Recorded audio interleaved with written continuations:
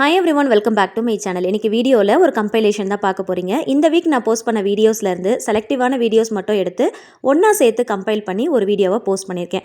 ரொம்பவே யூஸ்ஃபுல்லாகவும் இன்ட்ரெஸ்டிங்காகவும் இருக்கும். ஸோ வீடியோவை ஸ்கிப் பண்ணாமல் பாருங்கள். கடையில் வாங்குகிற ஒரு சில பொருட்களில் ப்ரிசர்வேட்டிவ்ஸ், ஆர்டிஃபிஷியல் கலர்ஸ் எல்லாமே ஆட் பண்ணியிருப்பாங்க. அதை அவாய்ட் பண்ணிட்டு வீட்டில் எப்படி ப்ரிப்பேர் பண்ணலாம் அப்படிங்கிறத இந்த வீடியோவில் நீங்கள் தெரிஞ்சுக்கலாம். இது கூடவே டெய்லி லைஃப்க்கு தேவைப்படக்கூடிய முக்கியமான கிச்சன் டிப்ஸ் அண்ட் ட்ரிக்ஸையும் சேர்த்தே பார்க்கலாம். ஸோ பார்க்குறதுக்கு முன்னாடி சேனலை மறக்காமல் சப்ஸ்கிரைப் பண்ணி கூடவே இருக்கிற பெல் ஐக்கனையும் கிளிக் பண்ணிக்கோங்க. அப்போ நான் போடுற வீடியோஸ் நோட்டிஃபிகேஷன் வரும், நீங்கள் மிஸ் பண்ணாமல் பார்க்கலாம்.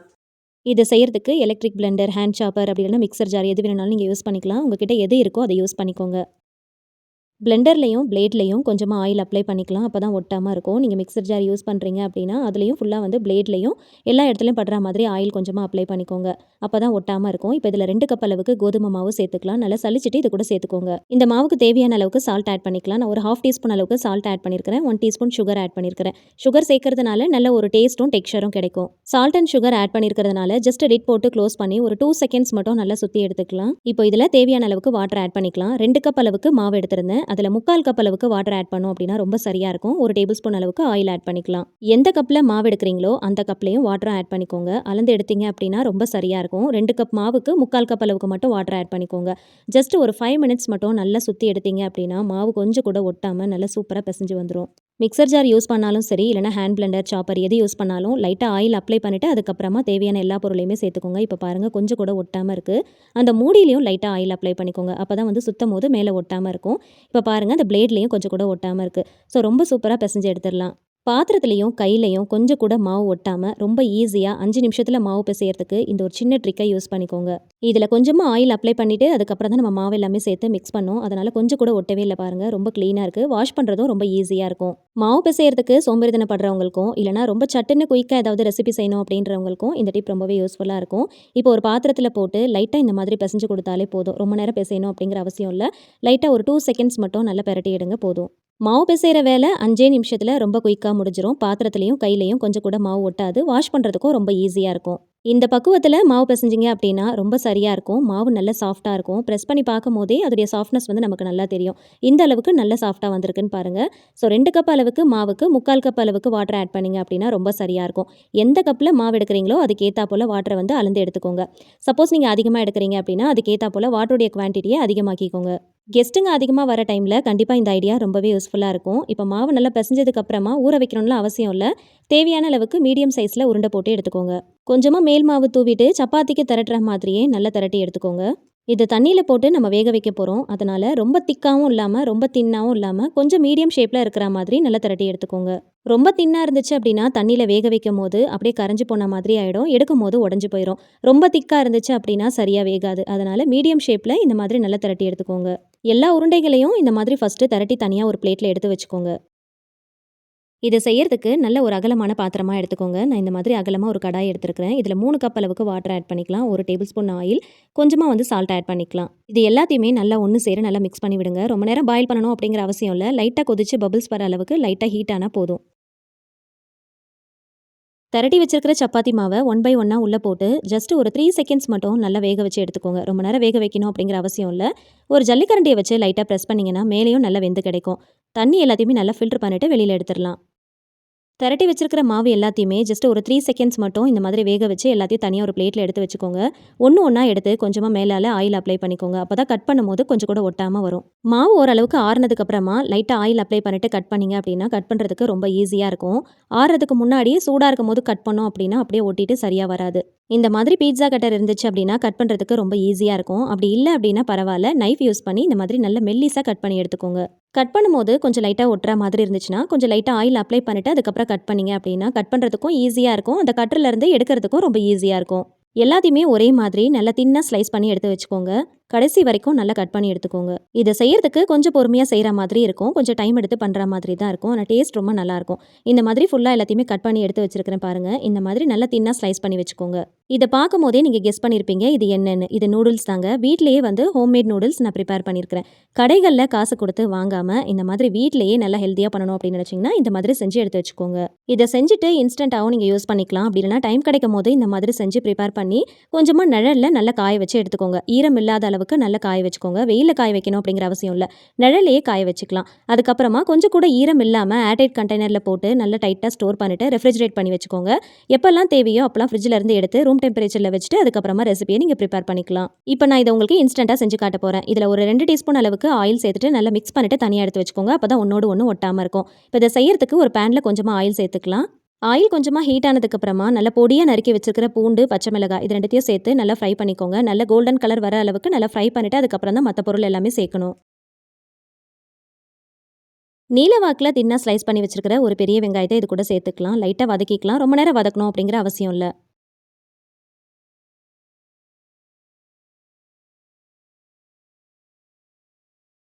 இதில் கொஞ்சமாக வெஜிடபிள்ஸ் ஆட் பண்ணிக்கலாம். ஒரே ஒரு கேரட், கொஞ்சமாக பீன்ஸ், கொஞ்சமாக கேப்சிகம் நல்லா நீல வாக்கில் தின்னா ஸ்லைஸ் பண்ணிவிட்டு ஆட் பண்ணியிருக்கிறேன். வேறு ஏதாவது உங்களுக்கு வெஜிடபிள்ஸ் ஆட் பண்ணணும் அப்படின்னு நினச்சாலும் ஆட் பண்ணிக்கலாம். நல்லா தின்னா நீல வாக்கில் ஸ்லைஸ் பண்ணிவிட்டு ஆட் பண்ணிக்கோங்க. அப்போ தான் வந்து பார்க்குறதுக்கு ரொம்ப நல்லாயிருக்கும். இது ரொம்ப நேரம் வதக்கணும்னு அவசியம் இல்லை. லைட்டாக க்ரன்ச்சியாக இருந்துச்சுன்னா டேஸ்ட் ரொம்ப நல்லாயிருக்கும். தேவையான அளவுக்கு கொஞ்சமாக சால்ட் ஆட் பண்ணிவிட்டு வதக்கி விட்டுக்கலாம். இது கூட கொஞ்சமாக முட்டைகோசையும் சேர்த்துக்கலாம். நல்லா தின்னா ஸ்லைஸ் பண்ணிவிட்டு சேர்த்துக்கோங்க. எப்பயுமே முட்டைகோசை முதலே வதக்கிட்டோம் அப்படின்னா ரொம்ப சாஃப்ட் ஆயிரும். நல்லா க்ரன்ச்சியாக இருந்துச்சுன்னா டேஸ்ட் ரொம்ப நல்லாயிருக்கும். அதனால் அந்த காய்கறிகள் எல்லாமே ஓரளவுக்கு வதங்கினதுக்கப்புறமா முட்டைகோஸ் சேர்த்துட்டு லைட்டாக வதக்கி விடுங்க. 1/4 ஸ்பூன் மஞ்சள் தூள் சேர்த்துக்கலாம். இது கூடவே கொஞ்சமாக கறி மசால் தூள் ஆட் பண்ணிக்கோங்க. உங்களோட டேஸ்ட்டுக்கு ஏற்றா போல் பார்த்துட்டு சேர்த்துக்கோங்க. நான் 1 டேபிள் ஸ்பூன் அளவுக்கு சேர்த்துருக்கிறேன். இது கூடவே நூடுல்ஸ் மசாலாவும் ஆட் பண்ணியிருக்கிறேன். உங்களுக்கு தேவைப்பட்டால் சேர்த்துக்கோங்க, அப்படின்னா ஸ்கிப் பண்ணிக்கோங்க. இதுக்கு பதிலாக நீங்கள் வேறு ஏதாவது வீட்டு மசாலா ஏதாவது வச்சுருந்தீங்க அப்படின்னா அது கூட நீங்கள் சேர்த்துக்கலாம். மிளகாய் தூள், தனியா தூள் அந்த மாதிரி சேர்த்துக்கோங்க. நான் வந்து நூடுல்ஸில் இருக்கிற அந்த மசாலாவும் கூடவே கொஞ்சமாக கறி மசாலாவும் ஆட் பண்ணியிருக்கிறேன். நூடுல்ஸில் கிடைக்கிற எக்ஸாக்டாக அதே டேஸ்ட்டு கிடைக்கணும் அப்படிங்கிறதுக்காண்டி தான் நான் நூடுல்ஸ் மசாலா ஆட் பண்ணியிருக்கிறேன். சப்போஸ் உங்களுக்கு விருப்பம் இல்லை அப்படின்னா ஸ்கிப் பண்ணிக்கோங்க. இப்போது நம்ம ரெடி பண்ணி வச்சிருக்கிற நூடுல்ஸை இது கூட ஆட் பண்ணிவிட்டு நல்லா மிக்ஸ் பண்ணி விட்டுக்கலாம். இந்த மாதிரி ஸ்டிக் யூஸ் பண்ணி மிக்ஸ் பண்ணும்போது கொஞ்சம் கூட உடையாமல் நல்லா அழகாக மிக்ஸ் பண்ணி எடுக்கலாம். அதுக்காக நான் ஸ்டிக் யூஸ் பண்ணியிருக்கிறேன். சப்போஸ் உங்ககிட்ட இல்லை அப்படின்னா ஜல்லிக்கரண்டி அப்படின்னா தோசை கரண்டி இருந்துச்சு அப்படின்னா அதை வச்சு நீங்கள் மிக்ஸ் பண்ணுங்கள். கொஞ்சம் கூட உடையாமல் அழகாக மிக்ஸ் பண்ணி எடுக்கலாம். சிம் டு மீடியம் ஃப்ளேமில் வச்சு பொறுமையாக மிக்ஸ் பண்ணி விடுங்க. அப்போ தான் நல்லா வேகும். இப்போ இது கூடவே ஒரு 2 டீஸ்பூன் அளவுக்கு டொமேட்டோ கெச்சப் ஆட் பண்ணிக்கலாம். கொஞ்சமாக சோயா சாஸ் ஆட் பண்ணிக்கலாம். சோயா சாஸ் ரொம்ப ஆட் பண்ணிடாதீங்க. ஜஸ்ட் 1 டீஸ்பூன் அளவுக்கு மட்டும் ஆட் பண்ணிக்கோங்க. சப்போஸ் உங்ககிட்ட டொமேட்டோ கெச்சப் இல்லை அப்படின்னா இதை சேர்க்கறதுக்கு விருப்பம் இல்லை அப்படின்னா அதுக்கு பதிலாக தக்காளியை நல்லா வேக வச்சுக்கோங்க. வேக வச்சுட்டு தோல் உரிச்சிட்டு அதை மிக்ஸி ஜாரில் போட்டு நல்லா அரைச்சி எடுத்துக்கோங்க. அதை கொஞ்சமாக ஆயில் ஊற்றி ஒரு பேனில் சேர்த்துக்கோங்க. அது கூடவே சுகர், சால்ட், கொஞ்சமாக சில்லி பவுடர் சேர்த்துக்கோங்க. கொஞ்சமாக லெமன் ஜூஸும் ஆட் பண்ணிக்கோங்க. லெமன் ஜூஸ் இல்லை அப்படின்னா அதுக்கு பதிலாக வினிகர் கூட நீங்கள் சேர்த்துக்கலாம். சேர்த்துட்டு நல்லா திக்காகிற அளவுக்கு நல்லா மிக்ஸ் பண்ணிவிட்டு அதை கூட நீங்கள் இது கூட சேர்த்துக்கலாம். இந்த மாதிரி வீட்லேயே ரெடி பண்ணிவிட்டு அதை நீங்கள் ஆட் பண்ணாலுமே tomato ketchup, soya sauce add பண்ணும்போது என்ன ஒரு டேஸ்ட் கிடைக்குதோ எக்ஸாக்டாக அதே டேஸ்ட் அப்படியே கிடைக்கும். கடைசியாக கொஞ்சமாக சாப் பண்ண ஸ்ப்ரிங் ஆனியன் ஆட் பண்ணிவிட்டு நல்லா மிக்ஸ் பண்ணிவிட்டு சர்வ் பண்ணிக்கலாம். நூடுல்ஸை ரொம்ப விரும்பி சாப்பிட்றவங்களுக்கு ஹோம்மேடாக இந்த மாதிரி வீட் நூடுல்ஸ் ட்ரை பண்ணி செஞ்சு கொடுத்து பாருங்க. டேஸ்ட் ரொம்ப நல்லாயிருக்கும். கடையில் வாங்குற நூடுல்ஸில் ப்ரிசர்வேட்டிவ்ஸ் கண்டிப்பாக ஆட் பண்ணியிருப்பாங்க. அந்த மாதிரி வாங்கி செஞ்சு கொடுக்குறத விட ஹெல்த்தியாக வீட்லேயே இந்த மாதிரி ஹோம்மேட் நூடுல்ஸ் ப்ரிப்பேர் பண்ணி செஞ்சு கொடுத்தீங்கன்னா டேஸ்ட் ரொம்ப நல்லாயிருக்கும், ஹெல்த்தியாகவும் இருக்கும். இந்த ரெசிபியை மட்டும் ட்ரை பண்ணிட்டு டேஸ்ட் பண்ணிட்டீங்கன்னா அடுத்த கடையில் நூடுல்ஸ் வாங்கவே மாட்டீங்க. அந்த அளவுக்கு டேஸ்ட் ரொம்ப எக்ஸ்ட்ரானரியாக இருக்கும். ஃப்ரீ டைமில் இந்த மாதிரி ப்ரிப்பேர் பண்ணி நான் சொன்ன மாதிரி நிழலில் காய வச்சுட்டு ஏர்டைட் கண்டெய்னரில் போட்டு ரெஃப்ரிஜரேட் பண்ணி ஸ்டோர் பண்ணி வச்சுக்கோங்க. தேவைப்படும் போதெல்லாம் எடுத்து யூஸ் பண்ணிக்கலாம். நூடுல்ஸை விரும்பி சாப்பிட்ற உங்களுடைய ஃப்ரெண்ட்ஸ் அண்ட் ஃபேமிலிஸ்க்கு மறக்காமல் இந்த வீடியோவை ஷேர் பண்ணி விடுங்க. ஃபஸ்ட்டு வந்து மஞ்சளில் நிறைய மண்ணெல்லாம் இருக்கும். ஸோ அதை சுத்தமாக வந்து ஃபஸ்ட்டு வாஷ் பண்ணி எடுத்துக்கலாம். ஒரு சில டைம் மஞ்சள் கொத்து வாங்கும் போது நல்ல மண்ணோடு இருக்கும். அந்த மாதிரி மஞ்சள் கொத்தை கொஞ்ச நேரம் தண்ணியில் ஊற வச்சுட்டு வாஷ் பண்ணிங்க அப்படின்னா ரொம்ப ஈஸியாக வாஷ் பண்ணிடலாம். கொஞ்சம் கூட மண் இல்லாத மாதிரி நல்லா தேய்ச்சி வாஷ் பண்ணிக்கோங்க. அதிகமாக கட்டி கட்டியாக மண் இருக்குது அப்படின்னா ஒரு டூத் ப்ரஷ் யூஸ் பண்ணி நல்லா தேய்ச்சி வாஷ் பண்ணிங்க அப்படின்னா ரொம்ப க்ளீனாக வாஷ் பண்ணி எடுத்துடலாம். ஒரு 2லேருந்து 3 தண்ணி கிட்ட நல்லா மாற்றி நல்லா வாஷ் பண்ணி எடுத்துக்கோங்க. நான் எடுத்துருக்கிற மஞ்சள் கிழங்குல அந்த அளவுக்குலாம் எனக்கு மண் இல்லை, ஆனாலும் நல்லா சுத்தமாக வாஷ் பண்ணி எடுத்துருக்கிறேன். இந்த தண்ணியை இப்போ கீழே ஊற்றிடலாம். இப்போது மஞ்சள் கிழங்கு நல்லா சுத்தமாக வாஷ் பண்ணிவிட்டு ஒரு பிளேட்டில் எடுத்துக்கோங்க. மஞ்சள் கிழங்கு வாங்கும் போது நல்லா அழுத்தி பார்த்து வாங்குங்க. நல்லா கெட்டியாக இருக்கணும். அப்போ தான் வந்து மஞ்சள் கிழங்கு நம்ம ரொம்ப நாளைக்கு ஸ்டோர் பண்ணி வைக்க முடியும். கொஞ்சம் வந்து லைட்டாக லூஸாக இருக்கிற மாதிரி இருந்துச்சு அப்படின்னா சீக்கிரம் அழுகி போயிடும். ஸோ அதனால நல்லா கெட்டிமா இருக்கிற மாதிரி பார்த்து வாங்கிக்கோங்க.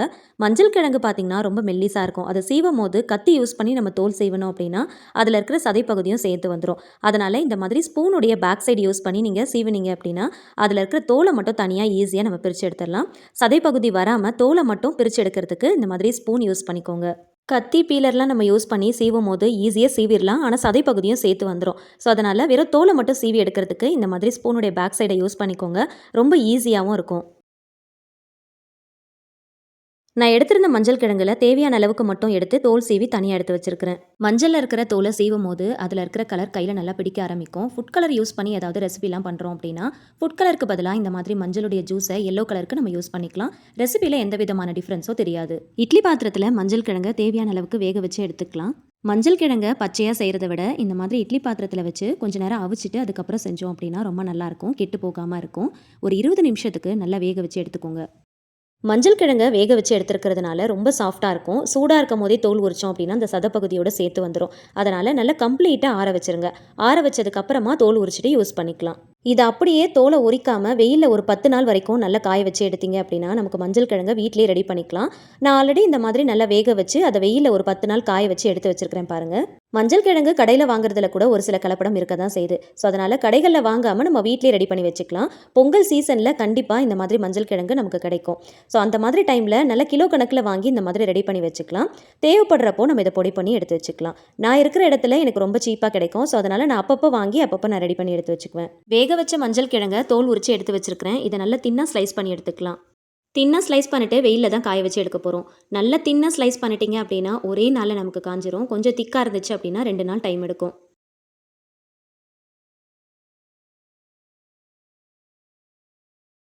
இதை கட் பண்ணிவிட்டு பார்க்குறதுக்கு அப்படியே கேரட் மாதிரியே தான் இருக்கும். இதை அப்படியே ஒரு பிளேட்டில் நல்லா ஸ்ப்ரெட் பண்ணி வச்சு நல்லா வெயிலில் காய வச்சு எடுத்துக்கலாம். இது இப்போ பார்க்குறதுக்கு நல்ல பெரிய பெரிய பீசஸாக இருக்கு இல்லையா? இது காய வச்சதுக்கப்புறம் பார்த்தீங்கன்னா நல்லா சுருங்கி போய் ரொம்ப அப்படியே குட்டி குட்டியாக ஆகிடும். ஸோ அந்தளவுக்கு நல்ல முருகலாக காய வச்சு எடுத்துக்கோங்க. அப்போ தான் வந்து மிக்ஸி ஜாரில் போட்டு பொடி பண்ணுறதுக்கு நமக்கு வசதியாக இருக்கும். கட் பண்ண பீசஸ் எல்லாத்தையுமே இந்த மாதிரி நல்லா ஸ்ப்ரெட் பண்ணி வச்சுட்டு அப்படியே கொண்டு போய் நம்ம வெயிலில் வச்சிடலாம். ஒரே நாளில் நல்லா காஞ்சி வந்துடும்.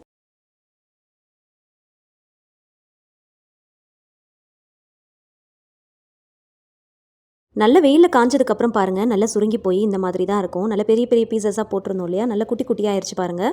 நம்ம நிறைய காய வச்சுருந்தாலே அதில் ஒரு கைப்பிடி அளவுக்கு தான் நமக்கு வரும். 3 கிலோ மஞ்சளை வெட்டி காய வச்சாலும் நமக்கு 3/4 கிலோ அளவுக்கு தான் நமக்கு கிடைக்கும். நான் வந்து உங்களுக்கு காட்டுறதுக்காக கொஞ்சமாக எடுத்து காய வச்சுருந்தேன். அது பார்த்தீங்கன்னா சரியாக எனக்கு ஒரு கைப்பிடி அளவுக்கு வந்திருந்தது. இப்போ இதை அப்படியே மிக்ஸி ஜாரில் போட்டு அரைச்சி எடுத்துக்கலாம். மிக்ஸி ஜாரில் கொஞ்சம் கூட ஈரம் இல்லாத அளவுக்கு பார்த்து எடுத்துக்கோங்க. நல்ல நைஸ் பவுடராக அரைச்சி எடுத்துக்கோங்க. எந்த அளவுக்கு ஃபைன் பவுடராக அரைக்க முடியுமோ அந்த அளவுக்கு அரைச்சி எடுத்துக்கோங்க. மிக்ஸி ஜார் சூடாகாமல் விட்டு விட்டு போட்டு அரைச்சி எடுத்துக்கோங்க. அப்பப்போ நீங்கள் கொஞ்சமாக ரெடி பண்ணி ஃப்ரெஷ்ஷாக ஸ்டோர் பண்ணி யூஸ் பண்ண போகிறீங்க அப்படின்னா மிக்ஸி ஜார்லேயே போட்டு அரைச்சி எடுத்துக்கலாம். சப்போஸ் பல்கான குவான்டிட்டியில் ரெடி பண்ண போகிறீங்க அப்படின்னா மெஷினில் கொடுத்து அரைச்சி எடுத்துக்கோங்க. எனக்கு எப்பயுமே மஞ்சள் ரொம்ப சீப்பாக கிடைக்கும். ஸோ அதனால் தேவைப்படுற அளவுக்கு வாங்கி காய வச்சு இந்த மாதிரி கொஞ்சம் கொஞ்சமாக நான் ரெடி பண்ணி ஃப்ரெஷ்ஷாக யூஸ் பண்ணிக்குவேன். சப்போஸ் உங்களுக்கு கிடைக்காத பிளேஸில் இருக்கீங்க அப்படின்னா இது பொங்கல் சீசன் அப்படின்றதுனால கண்டிப்பாக நமக்கு மஞ்சள் கொத்து நிறைய கிடைக்கும் இல்லையா? ஸோ அதை வந்து இந்த மாதிரி பல்கான குவான்டிட்டியில் வாங்கி இந்த மாதிரி ரெடி பண்ணி வச்சுக்கோங்க. மெஷினில் கொடுத்து அரைச்சி எடுத்துக்கோங்க. கடைகளில் மஞ்சள் பொடி வாங்கி யூஸ் பண்ணுறதை விட வீட்டிலேயே இந்த மாதிரி நல்லா ஃப்ரெஷ்ஷாக ப்ரிப்பேர் பண்ணி யூஸ் பண்ணுங்கள். நல்ல மனமாக இருக்கும். பார்க்குறதுக்கும் எவ்வளோ சூப்பராக இருக்குது பாருங்கள். வேணும்னா இதை ஜலிச்சுட்டு இன்னொரு முறை கூட நீங்கள் அரைச்சி எடுத்துக்கலாம். கடைகளில் வாங்குற மஞ்சள் பொடிக்கும் வீட்டிலேயே ரெடி பண்ணுற மஞ்சள் பொடிக்கும் என்ன டிஃப்ரென்ஸ் அப்படிங்கிறத ஒரு சின்ன டெஸ்ட் பண்ணி பார்த்துடலாம். ஃபர்ஸ்ட் ஒரு பவுலில் வீட்டிலேயே ரெடி பண்ண ஃப்ரெஷ்ஷான மஞ்சள் பொடி எடுத்துருக்கிறேன், ஒரு 1/4 டீஸ்பூன் அளவுக்கு. இன்னொரு பவுலில் கடையில் வாங்கின மஞ்சள் பொடி ஒரு 1/4 டீஸ்பூன் அளவுக்கு எடுத்துருக்கிறேன். கலரே பார்த்தீங்கன்னா நல்ல ஒரு டிஃப்ரென்ஸ் தெரியும். வீட்டில் ரெடி பண்ண மஞ்சள் பொடி கோல்டன் கலர்லையும் கடையில் வாங்கின மஞ்சள் பொடி எல்லோ கலர்லையும் இருக்குது. ஸோ கலர்லேயே பார்த்தீங்கன்னா நல்ல ஒரு டிஃப்ரென்ஸ் தெரியுது. கடையில் வாங்குற மஞ்சள் பொடியில் கண்டிப்பாக ஆர்டிஃபிஷியல் கலர் ப்ரிசர்வேட்டிவ்ஸ் எல்லாமே ஆட் பண்ணியிருப்பாங்க. ஆனால் நம்ம வீட்லேயே ரெடி பண்ணுறதுல கலர்லாம் எதுவுமே ஆட் பண்ணாமல் நல்ல ஃப்ரெஷ்ஷாக வந்து ரெடி பண்ணி வச்சிருக்கோம். எந்த ஒரு ப்ரிசர்வேட்டிவ்ஸும் இல்லாமல் நம்ம ஸ்டோர் பண்ணி வச்சுக்கலாம். இதை டெஸ்ட் பண்ணுறதுக்கு 2 கண்ணாடி கிளாஸில் வாட்டர் எடுத்துருக்கிறேன். ரெண்டுத்துலேயுமே ஈக்குவல் அமௌண்ட் ஆஃப் வாட்டர் எடுத்துக்கலாம். ஒன்றில் பார்த்தீங்கன்னா கடையில் வாங்கின மஞ்சள் பொடியும், இப்போ 2வது போடுறதுல ஒரிஜினலாக வீட்டில் ரெடி பண்ண ஃப்ரெஷ்ஷான மஞ்சள் பொடியும் ஆட் பண்ணியிருக்கிறேன். எந்தவித கலப்படமும் இல்லாத ஒரிஜினல் மஞ்சள் பொடியாக இருந்துச்சுன்னா வாட்டரில் ஆட் பண்ணதுமே அடியில் போய் ஸ்டேபிளாக தங்கிரும். அதே ஏதாவது கலப்படம் இருந்துச்சு அப்படின்னா வாட்டரில் ஆட் பண்ணும்போது அவ்வளோ சீக்கிரத்தில் அடியில் போய் தங்காது, ஒரு நுரை மாதிரி வந்துகிட்டே இருக்கும். இப்போ நான் உங்களுக்கு ஜூம் பண்ணி காட்டுறேன். ஒரிஜினல் மஞ்சள் பொடியை ஆட் பண்ணதுமே அடியில் போய் தங்குது பாருங்கள். வாட்டரும் பார்த்தீங்கன்னா கொஞ்சம் நேரத்தில் நல்லா கிளியராக தெரிய ஆரம்பிச்சிடும். ஆனால் கடையில் வாங்கின மஞ்சள் பொடியை ஆட் பண்ணதுமே அடியில் அவ்வளோ சீக்கிரத்தில் போய் தங்காது, கொஞ்சம் கொஞ்சமாக தான் உள்ளே போகும். ஆனால் உள்ளே பார்த்தீங்கன்னா நுரை மாதிரி அப்படியே கூடிட்டே இருக்கும். தண்ணியும் எப்பயுமே கலங்கலாக தான் இருக்கும். 2 கிளாஸ்லேயும் ஒரே அளவில் தான் வாட்டர் எடுத்திருந்தேன். ஒரே அளவில் தான் மஞ்சள் பொடியை நம்ம மிக்ஸ் பண்ணோம். இப்போ ரெண்டுத்துலேயும் இருக்கிற டிஃப்ரென்ஸை நீங்களே பாருங்கள்.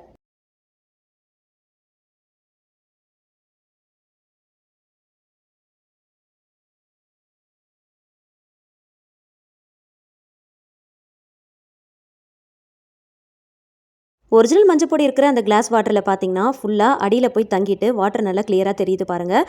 அதே கொஞ்சம் கலப்படம் இருக்கிற கடையில் வாங்கின மஞ்சள் பொடியை ஆட் பண்ணதும் இன்னும் அடியில் போய் சரியாக தங்கவே இல்லை. உள்ள நுர மாதிரி கூடிட்டே தான் இருக்குது.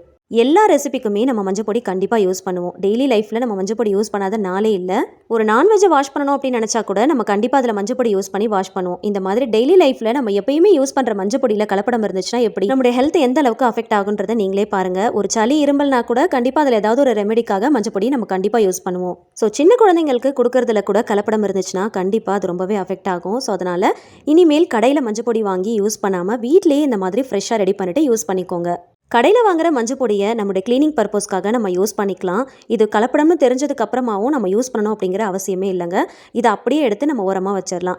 ஏதாவது கிளீனிங் பர்பஸ்க்காக கண்டிப்பாக நம்ம யூஸ் பண்ணிக்கலாம். இதை வாங்கி நான் ஒன் டைம் டெஸ்ட் பண்ணிட்டு இதில் கலப்படம் இருக்குன்னு தெரிஞ்சதுக்கு அப்புறமா இதை நான் யூஸ் பண்ணுறதே கிடையாது. இதை அப்படியே கிளீனிங் பர்பஸ்க்காக நான் அப்படியே எடுத்து வச்சுட்டேன். நீங்கள் கடையில் வாங்கி தான் மஞ்சள் பொடியை யூஸ் பண்ணிட்டு இருக்கீங்க அப்படின்னா உடனே ஒரு கிளாஸ் வாட்டர் எடுத்து உடனே செக் பண்ணி பாருங்க. சீசன் இருக்கும் போதே மஞ்சள் கிழங்க கிலோ கணக்கில் வாங்கி நல்லா ஃப்ரெஷ்ஷாக ரெடி பண்ணி ஸ்டோர் பண்ணி வச்சுக்கோங்க. மஞ்சளை வச்சு இன்னொரு டிப்ஸும் தெரிஞ்சு வச்சுக்கோங்க. தேவைப்படும் போது யூஸ் பண்ணிக்கோங்க. கொஞ்சமாக துணிக்கு போடுற சோப்பை துருவி எடுத்துக்கோங்க. எந்த சோப்பாக இருந்தாலும் பரவாயில்ல. துணிக்கு போடுற சோப்பாக இருந்துச்சுன்னா ரொம்ப பெஸ்ட்டாக இருக்கும். கொஞ்சமாக துருவி எடுத்துக்கோங்க. நான் வீடியோவில் காட்டுறதுக்காக கொஞ்சமாக எடுத்துருக்கிறேன். நம்ம ரெடி பண்ணி வச்சிருக்கிற மஞ்சள் பொடியை ஒரு 1/4 டீஸ்பூனுக்கும் கம்மியாக கொஞ்சமாக சேர்த்துக்கலாம். இதை மிக்ஸ் பண்ணுறதுக்கு தேவையான அளவுக்கு கொஞ்சமாக வாட்டர் ஆட் பண்ணிக்கலாம். மஞ்சள் கூட சோப்பு சேர்த்து மிக்ஸ் பண்ணும்போது நல்ல ஒரு டார்க் ரெட் கலரில் வரும். அப்ளை பண்ணுறதுக்கு ஏற்றா போல் நல்லா திக்காக மிக்ஸ் பண்ணி எடுத்துக்கோங்க. இந்த மாதிரி ரெடி பண்ணுறதை எதுக்காக யூஸ் பண்ணலான்னு பார்த்தீங்கன்னா, உடம்புல ஹீட்டில் வர கட்டிகளை அப்படியே அழுத்துறதுக்கும், அது பெருசாயிருச்சு அப்படின்னா அது உடையறதுக்கும், இதை அப்ளை பண்ணோம் அப்படின்னா கட்டி உடஞ்சி சீக்கிரமாக அதில் இருக்கிற சீல் ரத்தம் எல்லாமே வெளியேறிடும். அந்த காலத்துலலாம் இந்த மாதிரி ஒரு ஹோம் ரெமடியை தான் கட்டிகளுக்கு யூஸ் பண்ணுவாங்க. மஞ்சளையும் சோப்பையும் ஒன்றா சேர்த்து உரசி போட்டோம் அப்படின்னா கட்டி உடஞ்சி உள்ளே இருக்கிற சீல் ரத்தம் எல்லாமே வெளியில் வந்துடும். கட்டியும் வந்து சீக்கிரமாக குணமாயிடும். உங்கள் வீட்லேயும் வயசான தாத்தா பாட்டிங்க அந்த காலத்து ஆளுங்க இருக்கிறாங்க அப்படின்னா கண்டிப்பாக அவங்களுக்கு இந்த ஹோம் ரெமெடி தெரிஞ்சிருக்கும். சப்போஸ் இந்த ஹோம் ரெமெடியை நீங்கள் ட்ரை பண்ண போகிறீங்க அப்படின்னா ஜஸ்ட் ஒரு பேட்ச் டெஸ்ட் மாதிரி எடுத்துக்கோங்க. உங்களுக்கு அது ஒத்துக்குச்சுன்னா மட்டும் நீங்கள் அதை யூஸ் பண்ணுங்கள். ஃப்ரிட்ஜில் நம்ம வைக்கக்கூடிய பொருட்களில் அதிகமாக வேஸ்ட் ஆகக்கூடிய பொருள்னு பார்த்தீங்கன்னா இந்த மல்லி புதினா தான். அதை ரொம்ப நாளைக்கு எப்படி நம்ம ஸ்டோர் பண்ணி வைக்கலாம் அப்படிங்கிறத இந்த டிப்ஸில் பார்க்கலாம். இதுக்காக ஒரு கிளாஸ் ஜாரில் நல்லா சில்லுன்னு இருக்கிற மாதிரி கொஞ்சமாக தண்ணி எடுத்துக்கோங்க. ரொம்ப அதிகமாக எடுத்துட வேண்டாம். ஜஸ்ட் வந்து அந்த காம்பு நனைகிற அளவுக்கு மட்டும் எடுத்துக்கோங்க. இதில் அந்த மல்லிக்கட்டை அப்படியே உள்ளே வச்சிடலாம். அந்த கீரை வந்து நனையக்கூடாது. வெறும் அந்த தண்டு மட்டும் நனைகிற மாதிரி கொஞ்சமாக தண்ணி எடுத்து அதில் போட்டு வச்சுக்கோங்க. இதை ஸ்டோர் பண்ணுறதுக்கு கிளாஸ் ஜார், கிளாஸ் பாட்டில் அந்த மாதிரி யூஸ் பண்ணிக்கோங்க. பிளாஸ்டிக் அவாய்ட் பண்ணிக்கோங்க. மல்லிக்கட்டை உள்ளே வைக்கும் போது த்ரெட்டு போட்டு கட்டி இருக்கணும். அதுக்கு மேலே இந்த மாதிரி ஒரு பாலிதீன் கவர் போட்டு லைட்டாக வந்து பாட்டிலுக்கு அடியில் இந்த மாதிரி ஒரு முடிச்சு மாதிரி போட்டு விட்டுருங்க. இது அப்படியே நீங்கள் வெளியில் வச்சோம் ஸ்டோர் பண்ணலாம். ஃப்ரிட்ஜுக்குள்ளே வச்சோம் நீங்கள் ஸ்டோர் பண்ணலாம். உங்களுடைய விருப்பம் தான். 15 நாள் வரைக்கும் கெட்டு போகாமல் இருக்கும். டெய்லியும் வாட்டர் மட்டும் சேஞ்ச் பண்ணிக்கோங்க. அடுத்ததாக புதினா கட்டை ஸ்டோர் பண்ண போகிறோம். இந்த மாதிரி மல்லி புதினா கட்டை ஸ்டோர் பண்ணுறதுக்கு முன்னாடி அதில் காம்புகள் இல்லை இலைகள் ஏதாவது அழுகி போயிருந்துச்சு அப்படின்னா அதை மட்டும் தனியாக க்ளீன் பண்ணி எடுத்துடலாம். அதோடையே நம்ம சேர்த்து வச்சோம் அப்படின்னா சீக்கிரமாக அடுத்தடுத்த இலைகள் கெட்டு போயிடும். ஸோ அதனால் ஃபஸ்ட்டு அதெல்லாமே க்ளீன் பண்ணி எடுத்துகிட்டு ஒரு த்ரெட்டு போட்டு கட்டிக்கோங்க. அதுக்கப்புறமா கிளாஸ் ஜார் இல்லைன்னா கிளாஸ் பாட்டில் எடுத்துக்கோங்க. அதில் கொஞ்சமாக தண்ணி விட்டு அந்த காம்பு மட்டும் நனைகிற மாதிரி உள்ளே வைங்க. இந்த மாதிரி வச்சிட்டிங்க அப்படின்னா 15 நாள் வரைக்கும் அழுகி போகாமல் இருக்கும். இப்போ வின்டர் சீசனாக இருக்கிறதுனால 2 டேஸ் ஒன்ஸ் கூட நம்ம வாட்டர் சேஞ்ச் பண்ணிக்கலாம். இதே நீங்கள் சம்மர் சீசனில் ஸ்டோர் பண்ணுறீங்க அப்படின்னா எவ்ரிடே நீங்கள் வந்து வாட்டர் சேஞ்ச் பண்ணுற மாதிரி இருக்கும். ஸோ ஃப்ரிட்ஜில் வச்சும் ஸ்டோர் பண்ணலாம், வெளியில் வச்சும் ஸ்டோர் பண்ணலாம். மறக்காமல் மேலே இந்த மாதிரி ஒரு பாலிதீன் கவர் மட்டும் போட்டு விட்டுருங்க. போட்டுட்டு அந்த பாட்டிலுக்கு அடியில் டைட்டாக ஒரு நாட் மாதிரி போட்டுருங்க. இப்போ குளிர் டைமாக இருக்கிறதுனால ஃப்ரிட்ஜிலலாம் வைக்கணும் அப்படிங்கிற அவசியமே இல்லை. வெளியில் வச்சே நம்ம ஸ்டோர் பண்ணலாம். 15லேருந்து 20 நாள் வரைக்கும் அழுகி போகாமல் அப்படியே வச்சு நம்ம ஸ்டோர் பண்ணி யூஸ் பண்ணிக்கலாம். ஸோ கண்டிப்பாக இந்த டிப்பை ட்ரை பண்ணி பாருங்கள்.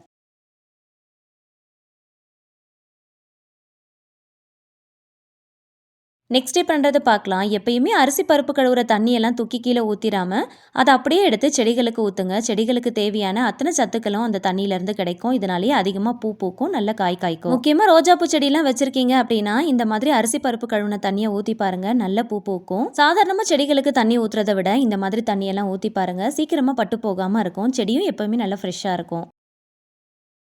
நெக்ஸ்ட் பண்ணுறதை பார்க்கலாம். இதுக்காக நான் மட்டை அரிசி தான் எடுத்துருக்கிறேன். மட்டை அரிசி 1 கப் அளவுக்கு எடுத்துருக்கிறேன்.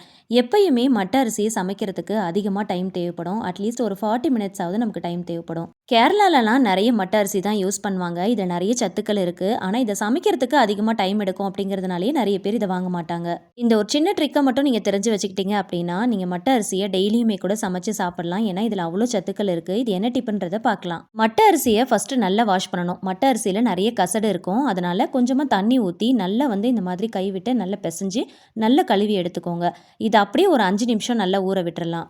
ஒரு 5 நிமிஷம் நல்லா ஊற வச்சுட்டு அதுக்கப்புறம் ஒரு 3 to 4 டைம்ஸ் கிட்ட நல்லா வாஷ் பண்ணோம் அப்படின்னா இதில் இருக்கிற கசடுகள் எல்லாமே ஃபுல்லாக நல்லா வந்துடும். ஃபர்ஸ்ட் டைம் வாஷ் பண்ண தண்ணியை கீழே ஊற்றிட்டு அடுத்ததை கொஞ்சமாக தண்ணி ஊற்றி ஒரு 5 நிமிஷத்துக்கு அப்படியே விட்டுறலாம், நல்லா ஊறட்டும். ப்ரெஷர் குக்கரில் 5 கப் அளவுக்கு தண்ணி ஆட் பண்ணிக்கலாம். 1 கப் ரைஸ் எடுக்கிறீங்க அப்படின்னா அதுக்கு 5 கப் அளவுக்கு தண்ணி ஆட் பண்ணோம் அப்படின்னா சரியாக இருக்கும். நம்ம ப்ரெஷர் குக்கரில் ப்ரெஷர் போட்டுலாம் குக் பண்ண போகிறது கிடையாது. இது வேறு மெத்தடில் பண்ண போகிறோம். ஆனால் அதை செய்யறதுக்கு ப்ரெஷர் குக்கர் தான் தேவைப்படும். அதனால் அதில் சேர்த்துக்கோங்க.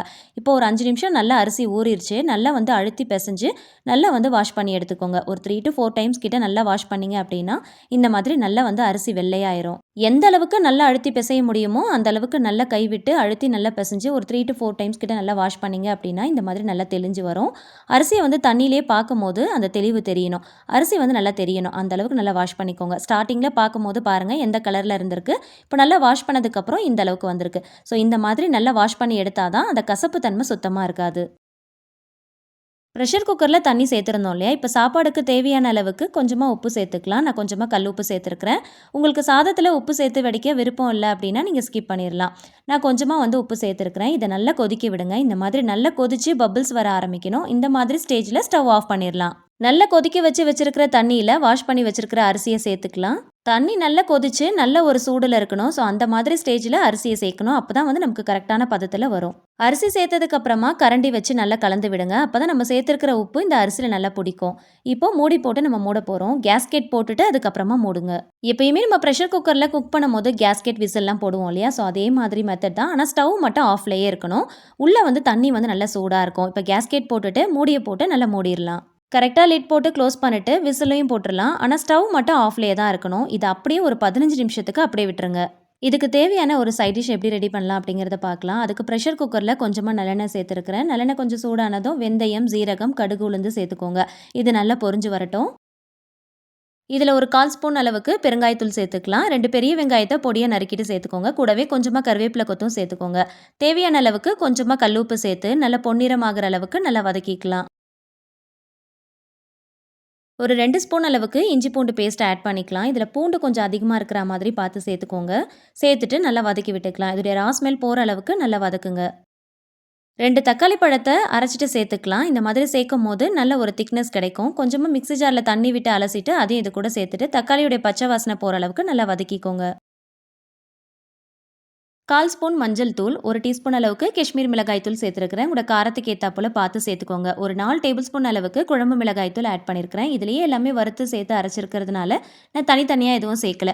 சப்போஸ் நீங்கள் தனித்தனியாக வச்சுருக்கிறீங்க அப்படின்னா அதுக்கேற்றாப்போல் எல்லாத்தையும் பார்த்து சேர்த்துக்கோங்க. ஒரு 1/2 டீஸ்பூன் அளவுக்கு ஜீரகம், பெருஞ்சீரகம் இது ரெண்டுத்தையும் வறுத்து அரைச்சி வச்சிருக்கிற பொடியும் சேர்த்துக்கலாம். மசாலா வாசனை போகிற அளவுக்கு நல்லா வதக்கி விட்டுக்கோங்க. நல்லா எண்ணெய் பிரிஞ்சு வரணும். ஓவர் நைட் ஊற வச்சிருக்கிற தட்டைப்பயிரை இது கூட சேர்த்துருக்கிறேன். 2 வகையான தட்டைப்பயிரை கலந்து எடுத்துருக்கிறேன். ஒயிட் அண்ட் ப்ரௌன் ரெண்டுத்தையும் ஊற வச்சுட்டு இது கூட சேர்த்துக்கலாம். அட்லீஸ்ட் 8 ஹவர்ஸாவது நல்லா ஊறி இருக்கணும். அப்போ தான் வந்து நமக்கு நல்லா வெந்து கிடைக்கும். இந்த மசாலாவோடு சேர்த்து நல்லா பிரட்டி விடுங்க. மசாலாவோட சேர்த்து ஒரு 5 நிமிஷத்துக்கு ஃபுல் சிம் ஃப்ளேமில் வச்சு நல்லா வதக்கி விடுங்க. எண்ணெய் நல்லா பிரிஞ்சு வரணும். மசாலா வாசனை போனதுக்கு அப்புறமா தேவையான அளவுக்கு தண்ணி சேர்த்துக்கலாம். தண்ணி சேர்த்து நல்லா மிக்ஸ் பண்ணிட்டு உப்பு காரம் கரெக்டாக இருக்கான்னு செக் பண்ணி பார்த்துக்கோங்க.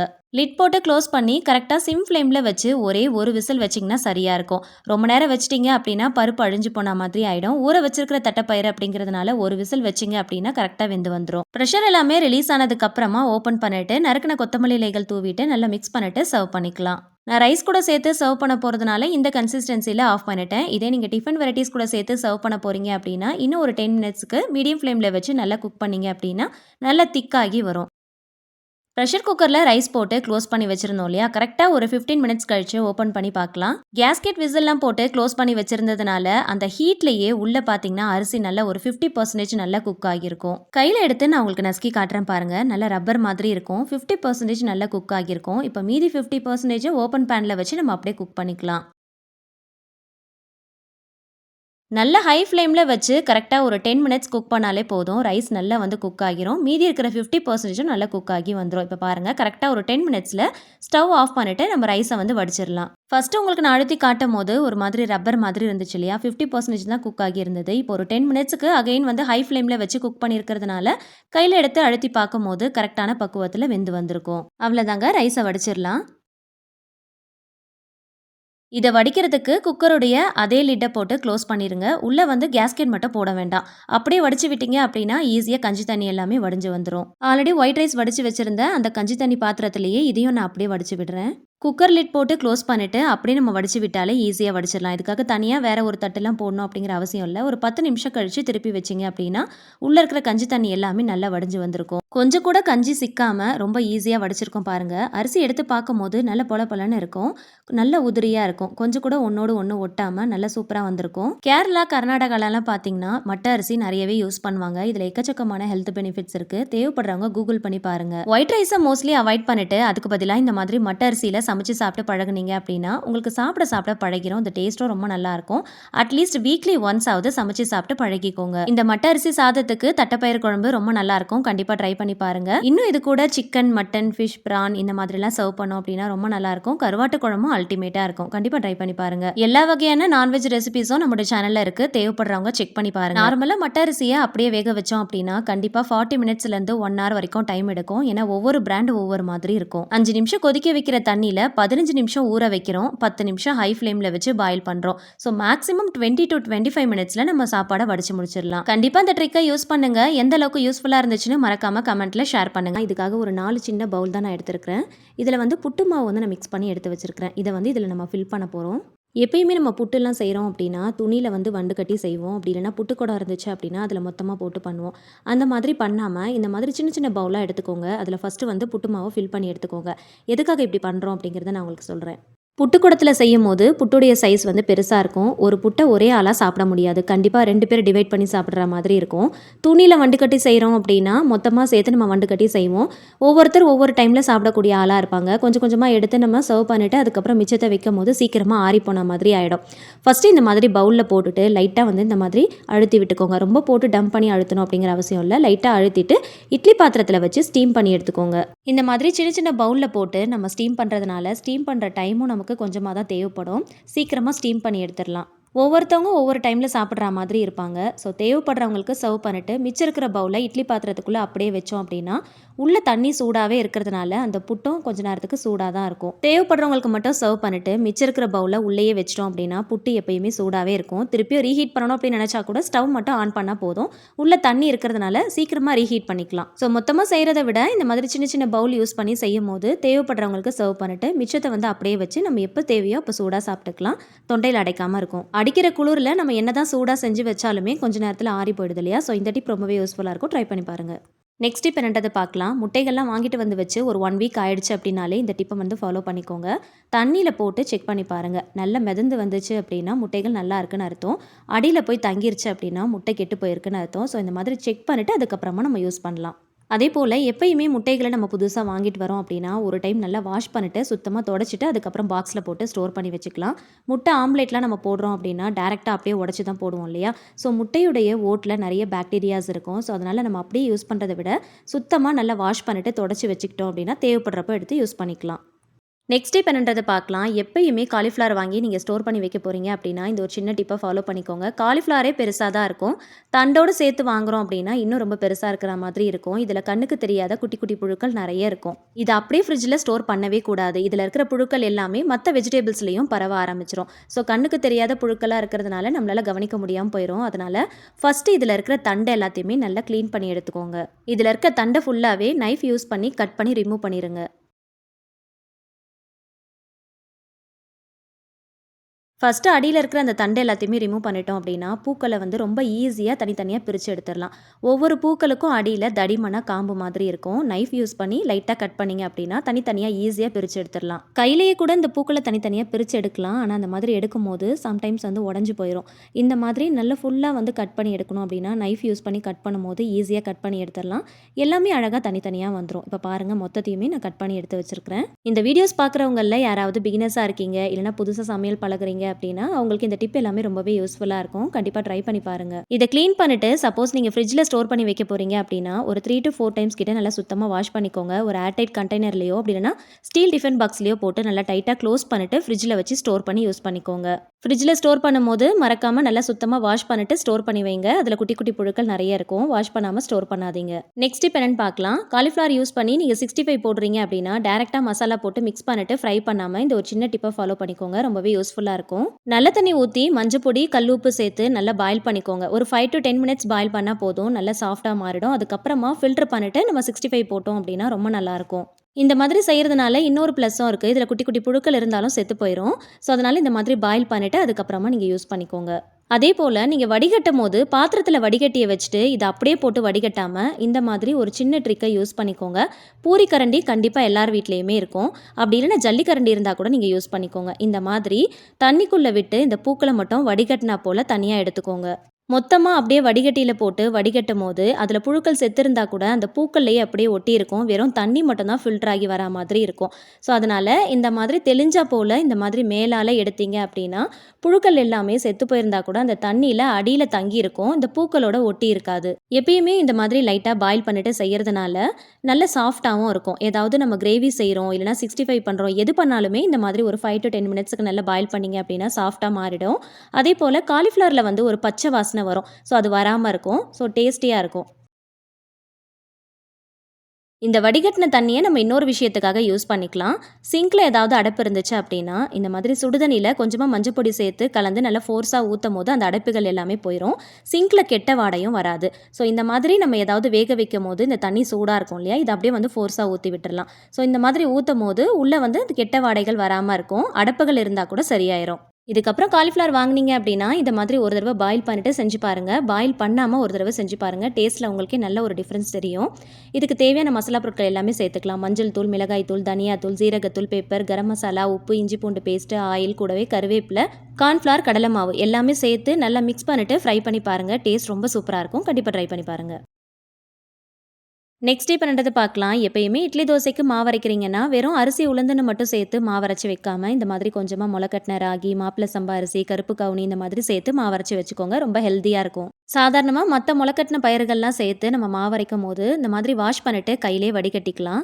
ஆனால் இந்த மாதிரி ராகி சேர்த்து நம்ம பண்ணும்போது வடிகட்டும் போது இதில் இருக்கிற ராகி எல்லாமே கையில் வடிகட்டும் போது அப்படியே போயிடும். அதுக்கு இந்த மாதிரி ஒரு ஜலடை யூஸ் பண்ணிக்கோங்க. ஜலடை யூஸ் பண்ணி வடிகட்டும் போது இந்த ராகி எல்லாம் கூட 1, 2 அதில் இருந்தால் கூட நம்ம ஃபில்டர் பண்ணி எடுத்துக்கலாம். முளைக்கட்டின ராகி யூஸ் பண்ணி நான் பண்ணியிருக்கிறேன். இந்த மாதிரி ராகி யூஸ் பண்ணி பண்ணும்போது இந்த மாதிரி வடிகட்டி யூஸ் பண்ணி ஃபில்டர் பண்ணிக்கோங்க. வேஸ்ட் பண்ணாமல் நம்ம யூஸ் பண்ணிக்கலாம்.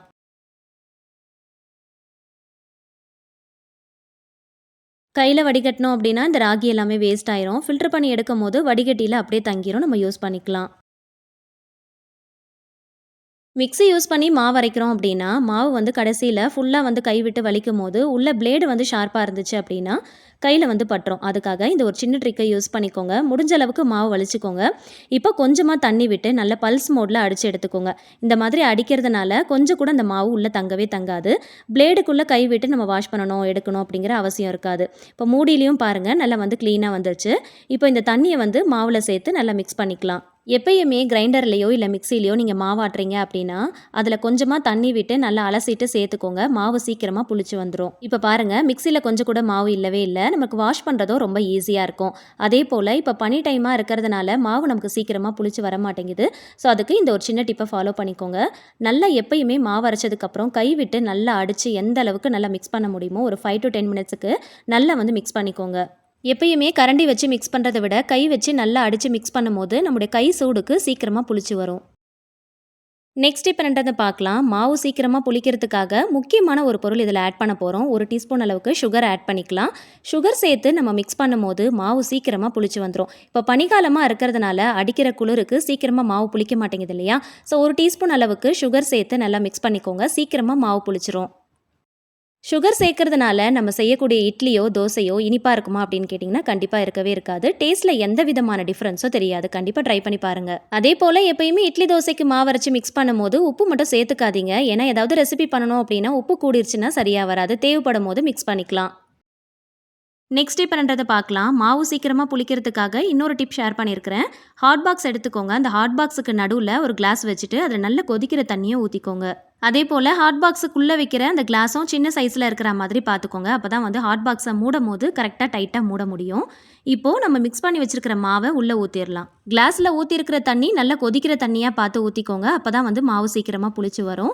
அதே போல் மாவு ஊற்றிட்டு கிளாஸ் வச்சோன்னா சரியாக வராது. முன்னாடியே கிளாஸை வச்சுட்டு அதுக்கப்புறமா மாவு ஊற்றிடுங்க. இப்போ டைட்டாக வந்து மூடி போட்டு நல்லா க்ளோஸ் பண்ணி வச்சுருங்க. இந்த மாதிரி செஞ்சுட்டு இதை அப்படியே கொண்டு போய் வெயிலில் வச்சிடலாம். பனி டைமாக இருந்தாலுமே மதியான டைமில் கொஞ்சமாக வெயில் வரும் இல்லையா. ஸோ இளம் வெயிலாக இருந்தாலும் பரவாயில்ல. ஸோ அந்த வெயிலில் இந்த மாதிரி வச்சுருங்க. ஒரு 2 மணி நேரத்துலேருந்து 3 மணி நேரம் வரைக்கும் நமக்கு எந்த அளவுக்கு வெயில் வருதோ அந்த அளவுக்கு நம்ம வச்சிட்டோம் அப்படின்னா கரெக்டாக இருக்கும். இந்த மாதிரி இளம் வெயிலில் கொஞ்சம் நேரம் வச்சுட்டு அதுக்கப்புறம் ஓப்பன் பண்ணி பார்த்தோம் அப்படின்னா மாவு நல்லா புளிச்சு வந்திருக்கும். சப்போஸ் இந்த மாதிரி உங்களுக்கு வெயில் வரல, என்னால் செய்ய முடியல அப்படின்னு நினச்சிங்கன்னா ஓவனுக்குள்ளே கொஞ்சமாக லைட்டை ஆன் பண்ணிவிட்டு உள்ளே வச்சா கூட சீக்கிரமாக மாவு புளிச்சு வந்துடும். அப்படியும் என்னால் செய்ய முடியல அப்படின்னா ஏதாவது கம்பளி, போர்வை இந்த மாதிரி வச்சுருந்தீங்க அப்படின்னா ஒரு 3லேருந்து 4 மடிப்பு நல்லா மடிச்சுட்டு கனமான துணியாக இதுக்கு மேலே போத்தி விட்டுட்டீங்க அப்படின்னா நல்லா அனல் இருக்கிற மாதிரி இருக்கும். ஸோ அதில் கூட மாவு சீக்கிரமாக புளிச்சு வந்துடும். ட்ரை பண்ணி பாருங்கள். மாவு பாருங்கள் நல்லா புளிச்சு வந்திருக்கு. 8 மணி நேரத்தில் புளிக்க வேண்டிய மாவு 6 மணி நேரத்திலேயே புளிச்சு வந்துடும். நான் இருக்கிற கூலிங்கான பிளேஸில் எனக்கு 2 நாள் வெளியில் வச்சாலும் மாவு புளிக்காது. ஸோ அதுக்கு இந்த மாதிரி சின்ன சின்ன டிப்பெல்லாம் நான் ஃபாலோ பண்ணிட்டு இருக்கேன். ஸோ அது எனக்கு மாவு வந்து நல்லா புளிச்சு வருது, நல்லா ஒர்க் அவுட் ஆகுது. அதனால தான் நான் உங்ககிட்ட ஷேர் பண்ணியிருக்கேன். நீங்களும் கண்டிப்பாக ட்ரை பண்ணி பாருங்கள். இப்போ கரண்டி வச்சு நல்லா மிக்ஸ் பண்ணி விடுங்க. மாவு நல்லா புளிச்சதுனால கை வச்சு மிக்ஸ் பண்ணணும் அப்படிங்கிற அவசியம் இல்லை. கரண்டி வச்சு நல்லா கலந்து விட்டாலே போதும். தேவையான அளவுக்கு மாவு எடுத்து யூஸ் பண்ணிக்கோங்க. மிச்சத்தை வேற ஒரு பாத்திரத்தில் மாற்றி நல்லா டைட்டாக க்ளோஸ் பண்ணிவிட்டு ஃப்ரிட்ஜில் ஸ்டோர் பண்ணி வச்சுக்கலாம். மாவரைச்சு கையால் நல்லா மிக்ஸ் பண்ணுற அதே பாத்திரத்தில் வைக்காமல் வேற ஒரு பாத்திரத்துக்கு மாற்றி வைக்கணும். அதே போல் நல்லா புளிச்சு வந்ததுக்கப்புறம் இன்னொரு பாத்திரத்தில் மாற்றி வைக்கணும். இதெல்லாமே கரெக்டாக ஃபாலோ பண்ணிங்க அப்படின்னா மாவு ஃபஸ்ட் டைம் புளிக்கிறப்போ கரெக்டாக புளிச்சு வரும். நம்ம ஸ்டோர் பண்ணி வைக்கிறப்போ ரொம்ப புளிப்பு தட்டாமல் இருக்கும். நெக்ஸ்ட் பண்ணுறதை பார்க்கலாம். இட்லி பிளேட்டில் துணி போடாமல் நீங்கள் இட்லி ஊற்றி எடுக்கிறீங்க அப்படின்னா இந்த ஒரு சின்ன டிப்பை ஃபாலோ பண்ணிக்கோங்க. கொஞ்சமாக லைட்டாக ஆயில் அப்ளை பண்ணிக்கோங்க. அப்ளை பண்ணிவிட்டு ஃபஸ்ட்டு நல்லா தடவி விட்டுக்கோங்க. அதுக்கப்புறமா மாவு ஊற்றிக்கலாம். அதே போல் இட்லி தட்டில் மாவு ஊற்றும் போது கரெக்டாக அந்த குழிக்கு ஏற்ற மாதிரி மாவு கரெக்டாக அளந்து ஊற்றிக்கோங்க. அப்போ தான் வழிஞ்சு வராமல் இருக்கும்.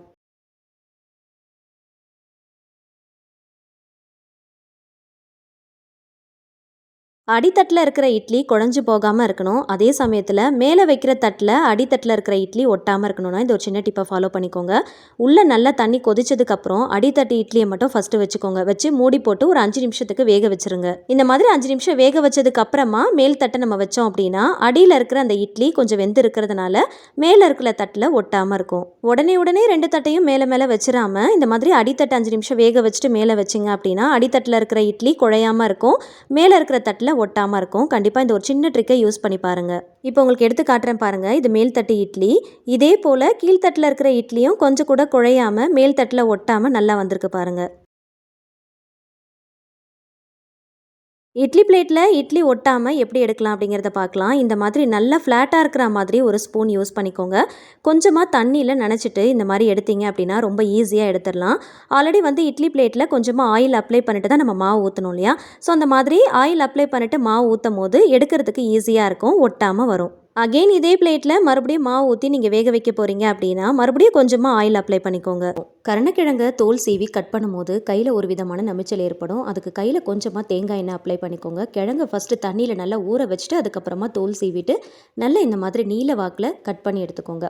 இதை தண்ணியில் போட்டு நல்லா ஒரு 3லேருந்து 4 டைம் கிட்ட நல்லா வாஷ் பண்ணிவிட்டு இட்லி பாத்திரத்தில் வச்சு இந்த மாதிரி ஒரு 10 நிமிஷத்துக்கு நல்லா வேக வச்சு எடுத்துக்கலாம். ஃப்ரெஞ்ச் ஃப்ரைக்கு நம்ம எப்படி கட் பண்ணுவோமோ அந்த மாதிரி கொஞ்சம் தடிமனாக நீல வாக்கில் இந்த மாதிரி கட் பண்ணி ஒரு 10 நிமிஷத்துக்கு இட்லி பாத்திரத்தில் வச்சு ஸ்டீம் பண்ணி எடுத்துக்கோங்க. கத்தியில் வச்சு இந்த மாதிரி குத்தி பார்க்கும்போது ரொம்ப வெந்திருக்கக்கூடாது, ஓரளவுக்கு வெந்திருக்கணும். ரொம்ப வெந்திருந்துச்சு அப்படின்னா நம்ம மசாலாலாம் போட்டு மிக்ஸ் பண்ணும் போது உடைய ஆரம்பிச்சிரும். அதனால் கரெக்டாக 10 நிமிஷம் மட்டும் வேக வச்சு எடுத்துக்கோங்க. இந்த மாதிரி கட் பண்ணிவிட்டு வேக வைக்கிறதுனால ரொம்ப சீக்கிரமாக வெந்துடும். ரொம்ப நேரம் வேக விட்டுட்டிங்க அப்படின்னா ரொம்ப மசிஞ்சு போன மாதிரி ஆகிடும். அதுக்கப்புறம் நம்ம மசியல் தான் செய்கிற மாதிரி இருக்கும். நம்ம செய்கிற ரெசிபி கரெக்டாக வராது. அதனால் சரியாக 10 நிமிஷம் மட்டும் இட்லி பாத்திரத்தில் வச்சு வேக வச்சு எடுத்துக்கோங்க. தண்ணியில் போட்டு சில பேர் வேக வைப்பாங்க. அந்த மாதிரி தண்ணியில் போட்டு வேக வச்சோம் அப்படின்னா அதை வடிகட்டும் போது இந்த கிழங்குல இருக்கிற சத்துக்கள் எல்லாமே அந்த தண்ணியில் அப்படியே போயிடும். அதனால் சத்துக்களும் போகக்கூடாது, நமக்கு கிழங்கும் வெந்து கிடைக்கணும் அப்படின்னா இந்த மாதிரி இட்லி பாத்திரத்தில் வச்சு ஒரு 10 நிமிஷம் வேக வச்சிங்க அப்படின்னா ரொம்ப சரியாக இருக்கும். வேக வச்ச கருணக்கிழங்கை நல்ல ஒரு அகலமான பாத்திரத்துக்கு மாற்றிக்கலாம். அப்போ தான் மசாலாலாம் போட்டு மிக்ஸ் பண்ணுறதுக்கு ரொம்ப வசதியாக இருக்கும். ஒரு 1/4 டீஸ்பூன் அளவுக்கு மஞ்சள் தூள், உங்களுடைய டேஸ்ட்டுக்கு ஏற்றா போல் உப்பு சேர்த்துக்கலாம். ஒரு டேபிள் ஸ்பூன் அளவுக்கு காஷ்மீரி மிளகாய் தூள், ஒரு 1/4 டீஸ்பூன் அளவுக்கு ஜீரகத்தூள், ஒரு 1/2 டீஸ்பூன் அளவுக்கு தனியாத்தூள் சேர்த்துக்கலாம். ஒரு பாதி லெமனை பிழிஞ்சு விட்டுக்கலாம். நம்ம சேர்க்குற மசாலா எல்லாமே கிழங்குல நல்லா கோட் ஆகிறதுக்கும் எண்ணெயில் போட்டு பொரிக்கும் போது கொஞ்சம் கூட மசாலா உதிர்ந்து வராமல் இருக்கிறதுக்கும் ஒரு டேபிள் ஸ்பூன் அளவுக்கு ஆயில் சேர்த்துக்கலாம். ஒரு டீஸ்பூன் அளவுக்கு இஞ்சி பூண்டு பேஸ்ட்டு, கொஞ்சமாக கருவேப்பிலை கொத்து சேர்த்துக்கலாம். நம்ம சேர்த்துருக்கிற மசாலா எல்லாமே கிழங்குல நல்லா கோட் ஆகிற அளவுக்கு நல்லா மிக்ஸ் பண்ணி எடுத்துக்கோங்க. நான் எடுத்துருக்கிற இந்த கிழங்கு கரெக்டாக 1/2 கிலோ அளவுக்கு இருந்துச்சு. தோல் சீவிட்டு கட் பண்ணி எடுத்துருக்கிறேன். நான் சொல்லியிருக்கிற மசாலா எல்லாமே கரெக்டாக இந்த அளவில் சேர்த்திங்க அப்படின்னா 1/2 கிலோ கிழங்குக்கு ரொம்ப சரியாக இருக்கும். உப்பு காரம் மட்டும் ஒவ்வொருத்தருக்கும் ஒவ்வொரு மாதிரி டேஸ்ட் இருக்கும். ஸோ அதுக்கேற்றா போல் பார்த்து சேர்த்துக்கோங்க. கலந்துட்டு ஒரு 10 நிமிஷம் மட்டும் ஊற விட்டுறலாம். அப்போ தான் மசாலா வந்து கிழங்கு நல்லா பிடிக்கும். இப்போ இரும்பு கடாயில் கொஞ்சமாக ஆயில் ஊற்றிருக்கேன். ஆயில் சூடானதும் கொஞ்சம் கொஞ்சமாக எடுத்து போட்டு பொரிச்சு எடுத்துக்கலாம். கிழங்க வேக வச்சுட்டு மசாலா போட்டு பெரட்டிட்டு ஒரு 10 நிமிஷம் ஊற வச்சுருக்கிறதுனால மசாலா சீக்கிரமாக அந்த கிழங்கு நல்லா பிடிச்சிரும். வறுக்கும் போது நல்லா டேஸ்ட்டு தெரியும். அதே போல் போட்ட உடனே திருப்பிடாமல் கொஞ்சம் நேரம் விட்டுட்டு அதுக்கப்புறமா திருப்புங்க. அப்போ தான் மசாலா எண்ணெயில் உதிராமல் இருக்கும். 10 நிமிஷத்தில் எல்லாத்தையுமே நம்ம பொரிச்சு எடுத்துடலாங்க. மொத்தமாக சேர்த்துறாமல் கொஞ்சம் கொஞ்சமாக பேட்ச் வைஸாக பிரித்து போட்டு நல்லா பொரிச்சு எடுத்துக்கோங்க. தேவைப்பட்டால் எக்ஸ்ட்ராவாக கடைசியாக கொஞ்சம் கருவேப்பிலையை கூட பொரிச்சிட்டு இது கூட சேர்த்துக்கலாம். நான் எடுத்திருந்த கிழங்க 3 பேட்சஸாக பிரித்து போட்டு 3 டைம் கிட்ட பொரிச்சு எடுத்துருக்கிறேன். ஃபுல் சிம் ஃப்ளேமில் வச்சு பொறுமையாக பொரிச்சிங்க அப்படின்னா கிழங்கு நல்ல பதமாக வெந்து வரும். ஒரு சில பேருக்கு கருணக்கிழங்கு சாப்பிடும் போது நாக்கில் ஒரு விதமான நமிச்சல் ஏற்படும். அதுக்கு காரணம் என்னன்னு பார்த்தீங்கன்னா சரியாக வேக வைக்காதது தான். அதனால் சரியாக வேக வச்சு சாப்பிடும் போது அந்த நமிச்சல் நமக்கு சுத்தமாக இருக்காது. அவ்வளோதாங்க, பொரிச்சாச்சு. இப்போ நம்ம வெளியில் எடுத்துடலாம். நல்லா வடிகட்டிட்டு வெளியில் எடுத்துக்கோங்க. சாம்பார் சாதம், தயிர் சாதம், புளி சாதம், லெமன் சாதம்னு எல்லாத்துக்குமே ரொம்ப நல்லாயிருக்கும். முக்கியமாக வெரைட்டி ரைஸ்லாம் செய்கிறோம் அப்படின்னா இந்த மாதிரி வறுவல் செய்யும் போது ரொம்ப நல்லாயிருக்கும். குழந்தைங்களுக்கு உருளைக்கிழங்கு வச்சு ஃப்ரெஞ்ச் ஃப்ரை செய்கிறதுக்கு பதிலாக இந்த மாதிரி கருணைக்கிழங்கு வச்சு கூட நம்ம செஞ்சு கொடுக்கலாம். டீ காஃபியோடு சேர்த்து சர்வ் பண்ணும்போது கூட ரொம்ப நல்லாயிருக்கும். ஈவினிங் டைமில் குழந்தைங்களுக்கு ஒரு ஸ்நாக்ஸாக கூட செஞ்சு கொடுக்கலாம். ஒரு சில பேர் உருளைக்கிழங்கு சாப்பிடுவாங்க, ஆனால் கருணைக்கிழங்கு சாப்பிட மாட்டாங்க. அந்த மாதிரி சாப்பிடாத குழந்தைங்களுக்கு இந்த மாதிரி செஞ்சு கொடுத்து பாருங்கள். இது பார்க்குறதுக்கு அப்படியே ஃப்ரெஞ்ச் ஃப்ரை மாதிரியே இருக்கிறதுனால டேஸ்ட்டும் ரொம்ப நல்லாயிருக்கும். கண்டிப்பாக ட்ரை பண்ணி பாருங்கள். சூடாக சாப்பிடும் போது ரொம்ப நல்லாயிருக்கும். மேலே நல்லா கிறிஸ்பியாக உள்ளே நல்லா சாஃப்டாக இருக்கும். கடலை மாவு, அரிசி மாவு, கார்ன்ஃப்ளவர் மாவுன்னு எதுவுமே நான் சேர்க்கல. இந்த மசாலா மட்டுமே சேர்த்து இந்த மாதிரி பதத்தில் வேக வச்சு பொரித்து எடுத்து பாருங்கள். மேலே நல்லா கிறிஸ்பியாக இருக்கும், உள்ளே நல்லா சாஃப்டாக வெந்து வந்திருக்கும். எப்பயுமே நம்ம சீ ஃபுட்லாம் வாங்குகிறோம் அப்படின்னா கண்டிப்பாக ஃப்ரீசரில் தான் வைப்போம் இல்லையா? ஸோ சமைக்கிறதுக்காக வெளியில் எடுத்து வைக்கும் போது ரூம் டெம்பரேச்சருக்கு நார்மல் கண்டிஷனுக்கு வர்றதுக்கு கண்டிப்பாக ஒரு ½ அன் ஹவராவது டைம் எடுக்கும். ஸோ ஃப்ரீசரில் வச்சு வெளியில் எடுக்கிற சீ ஃபுட் ஐஸ் கட்டி மாதிரி இருக்கிறதுனால அது ரூம் டெம்பரேச்சர் வர வரைக்கும் வெயிட் பண்ணிவிட்டு அதுக்கப்புறம் வாஷ் பண்ணி குக் பண்ணுற மாதிரி இருக்கும். அதுக்கு நமக்கு அதிகமாக டைம் தேவைப்படும். சம்டைம்ஸ் ரொம்ப குயிக்காக குக் பண்ணணும் அப்படின்னு நினைக்கிறப்போ இதுக்காகவே நம்ம குக் பண்ணாமல் விட்டுருவோம். ஸோ அந்த மாதிரி ரொம்ப நேரம் வெயிட் பண்ணணும் அப்படிங்கிற அவசியம் இல்லை. லைட்டாக சால்ட் அப்ளை பண்ணி எல்லா பக்கமும் நல்லா கோட் பண்ணி விடுங்க. எப்பயுமே ஐஸ் கட்டியில் கொஞ்சமாக சால்ட் அப்ளை பண்ணோம் அப்படின்னா சீக்கிரமாக வந்து மெல்ட் ஆயிரும். அதே மாதிரி தாங்க இதுவும். எந்த அளவுக்கு ஐஸ் கட்டி இருந்தாலுமே லைட்டாக சால்ட் அப்ளை பண்ண உடனே கொஞ்ச நேரத்தில் அப்படியே மெல்ட் ஆயிரும். இப்போ கொஞ்சமாக தண்ணி ஊற்றி ஒரு 10 நிமிஷம் ஊற வச்சாலே போதும். இந்த ரெசிபி செய்யறதுக்கு தேவையான மசாலா பொருட்கள் நம்ம ரெடி பண்ணுற அந்த டைமில் அந்த கேப்பில் இது மெல்ட் ஆகி ரூம் டெம்பரேச்சருக்கு வந்துடும். அதுக்கப்புறமா குயிக்காக வாஷ் பண்ணி ரெசிபியை சீக்கிரமாக செஞ்சு முடிச்சிடலாம். வீட்டில் ஆஃபீஸ் போகிறவங்க யாராவது இருந்தாங்க அப்படின்னா லஞ்ச் பாக்ஸுக்கு பேக் பண்ணுறதுக்கு இந்த மாதிரி சீ ஃபுட்லாம் வாங்கணும் அப்படின்னா அதை வெயிட் பண்ணி நம்ம குக் பண்ணணும் அப்படிங்கிற அவசியம் இல்லை. டக்குன்னு செஞ்சு முடிக்கிறதுக்கு இந்த டிப் ரொம்பவே யூஸ்ஃபுல்லாக இருக்கும். கொஞ்சம் நேரம் கழித்து இந்த மாதிரி ஓப்பன் பண்ணி பாருங்கள். இப்போ பாருங்கள், இறால் ஃபுல்லாகவே நல்லா வந்து தனித்தனியாக வந்துருச்சு. வாஷ் பண்ணுறதுக்கு ரொம்ப ஈஸியாக இருக்கும். நெக்ஸ்ட் டிப் பண்ணுறது பார்க்கலாம். நீங்கள் வைக்கிற ரசம் நல்லா டேஸ்ட்டாக இருக்கணுமா? அப்போ அந்த ஒரு சின்ன டிப்பை ஃபாலோ பண்ணிக்கோங்க. எப்பயுமே ரசம் கொதிக்கக்கூடாது. நுரக்கூடி வந்ததும் ஸ்டவ் ஆஃப் பண்ணிடணும். ஆஃப் பண்ணதுக்கப்புறமா 1/4 டம்ளருக்கும் கம்மியாக பச்சை தண்ணியை ஊற்றிட்டு மூடி போட்டுட்டு ஒரு 10 நிமிஷம் கழித்து ஓப்பன் பண்ணி சர்வ் பண்ணிங்கன்னா டேஸ்ட் ரொம்ப நல்லாயிருக்கும். நெக்ஸ்ட் பண்ணுறது பார்க்கலாம். எப்பயுமே நீங்கள் செய்கிற மட்டன் நல்லா டேஸ்ட்டாக இருக்கணும் அப்படின்னு நினச்சிங்கன்னா இந்த ஒரு சின்ன டிப்பை ஃபாலோ பண்ணிக்கோங்க. மட்டன் வேக வைக்கிறப்போ இஞ்சி பூண்டு பேஸ்ட் கொஞ்சம் அதிகமாக சேர்த்துக்கிட்டிங்க அப்படின்னா நம்ம எந்த ரெசிபி செஞ்சாலும் டேஸ்ட் ரொம்ப தூக்கலாக இருக்கும். நான்வெஜ்ஜை பொறுத்த வரைக்கும் இஞ்சி பூண்டு பேஸ்ட் கொஞ்சம் அதிகமாக சேர்த்து பண்ணும்போது டேஸ்ட் ரொம்ப நல்லாயிருக்கும். ஸோ எப்பயுமே டேஸ்ட்டை என்ஹான்ஸ் பண்ணி கொடுக்குறதே அந்த இஞ்சி பூண்டு பேஸ்ட்டு தான். தேவையான அளவுக்கு உப்பு, கொஞ்சமாக ஆயில் சேர்த்து தேவையான அளவுக்கு தண்ணி விட்டு அதுக்கப்புறமா வேக வச்சுட்டு மட்டனில் எந்த ஒரு ரெசிபி வேணும்னாலும் செஞ்சு பாருங்கள். டேஸ்ட்டு ரொம்ப நல்லாயிருக்கும். மட்டனுடைய அந்த ராஸ்மெல் வராமல் இருக்கிறதுக்கு தேவையான அளவுக்கு கொஞ்சமாக மஞ்சப்பொடியும் சேர்த்துக்கோங்க. இந்த மாதிரி எல்லா பொருளையும் சேர்த்துட்டு வேக வைக்கும் போது மட்டனில் நல்ல உப்பு பிடிக்கும், ராஸ்மெல் வராது, நல்ல பஞ்சு போல் வெந்து வரும். மட்டன் ரொம்ப ஹார்டாக இருந்துச்சுன்னா தேங்காய் சிரட்டையை சேர்த்து வேக வச்சிங்கன்னா சீக்கிரமாக பஞ்சு போல் வெந்து வந்துடும். நெக்ஸ்ட் பண்ணுறது பார்க்கலாம். சாதம் அண்ட் டிஃபன் வெரைட்டிஸ்க்கு சேர்த்து சர்வ் பண்ணுற மாதிரி மட்டனில் ஏதாவது ஒரு ரெசிபி பண்ணுறீங்க அப்படின்னா இந்த ஒரு சின்ன பொருளை ஆட் பண்ணிக்கோங்க. நீங்கள் செய்கிற மட்டன் ரொம்ப டேஸ்ட்டாக இருக்கும். செமி கிரேவி கன்சிஸ்டன்சிலையும் இருக்கும். கொஞ்சம் கூட புளிப்பே இல்லாமல் நல்ல திக்காக க்ரீமியாக இருக்கிற மாதிரி கர்ட் எடுத்துக்கோங்க. அது ஒரு 1/4 கப் அளவுக்கு கூட எடுத்துக்கலாம். நல்லா பீட் பண்ணிவிட்டு நீங்கள் செய்கிற ரெசிபியில் ஆட் பண்ணிக்கிட்டீங்க அப்படின்னா கிரேவி நல்ல ஒரு திக்கான கன்சிஸ்டன்சியில் கிடைக்கும். கர்ட் ஆட் பண்ணும் போது நல்லா பீட் பண்ணிவிட்டு ஆட் பண்ணிக்கோங்க. அப்படியே சேர்த்தோம் அப்படின்னா தெரிஞ்சு போன மாதிரி இருக்கும். சேர்த்ததுக்கு அப்புறமா நல்லா கலந்து விட்டுட்டு நல்லா கொதிக்க விடுங்க. இது சேர்க்கறதுனால மட்டன் நல்லா சாஃப்டாக வெந்து வரும். நல்ல திக்கான கிரேவி கன்சிஸ்டன்சிலும் நமக்கு கிடைக்கும். சாதம் அண்ட் டிஃபன் வெரைட்டிஸ் கூட சேர்த்து சர்வ் பண்ணுற மாதிரி இந்த மாதிரி செமி கிரேவியாக பண்ணணும் அப்படின்னு நினச்சிங்கன்னா இந்த மாதிரி கொஞ்சமாக புளிப்பு இல்லாத நல்ல கெட்டியான கர்டை நல்லா பீட் பண்ணிட்டு ஆட் பண்ணி செஞ்சு பாருங்க. இது சாதத்தில் போட்டும் பிசைஞ்சு சாப்பிடலாம். இட்லி, தோசை, சப்பாத்தின்னு நைட்டு டின்னருக்குமே நீங்கள் சர்வ் பண்ணிக்கலாம். ஸோ லஞ்ச் அண்ட் டின்னருக்கு சேர்த்து ஏதாவது ரெசிபி சூஸ் பண்ணுறீங்க அப்படின்னா கண்டிப்பாக இந்த டிப் ரொம்பவே யூஸ்ஃபுல்லாக இருக்கும்.